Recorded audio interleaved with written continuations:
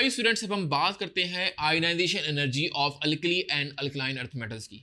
देखो students, ionization energy का trend तो मैं बार बार आपको इस चैप्टर में बताता आ रहा हूं कि ग्रुप नंबर 1A की अगर हम बात करें यानी अल्कली मेटल्स की बात करें तो टॉप टू बॉटम उनकी आयनाइजेशन एनर्जी एक्चुअली डिक्रीज होंगी।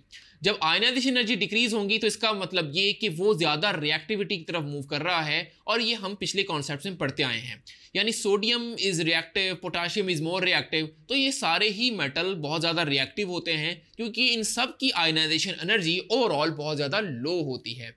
यही वजह है कि ये रिएक्टिव मेटल कभी भी फ्री स्टेट में बहुत मुश्किल से मिलते हैं, हमेशा ये जनरली कंबाइंड स्टेट में मिलते हैं। जैसे सोडियम कभी भी आप देखिए सोडियम क्लोराइड के साथ मिला हुआ होगा, पोटाशियम आप देखेंगे पोटाशियम के ऑक्साइड्स बने हुए होंगे यानी KCl KO2 पोटाशियम के ऑक्साइड्स बने हुए होंगे, यानी फ्री स्टेट में इनका मिलना मुश्किल है। और ज़्यादा रिएक्टिविटी की वजह से हम इसको ऑयल में प्लेस करते हैं क्योंकि इनका रिएक्शन वाटर के साथ काफ़ी हाईली एक्सोथर्मिक है। सो इस वजह से इनको केरोसिन ऑयल में पुट किया जाता है।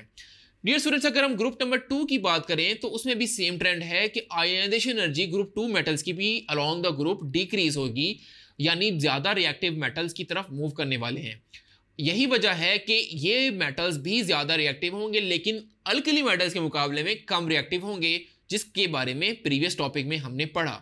और यही वजह है कि इन मेटल्स को भी हम ऑयल में ही रखते हैं क्योंकि ये ज़्यादा रिएक्टिव होते हैं। सो होपफुली आपको ये ट्रेंड, ये कॉन्सेप्ट क्लियर हो गया होगा। Thank you.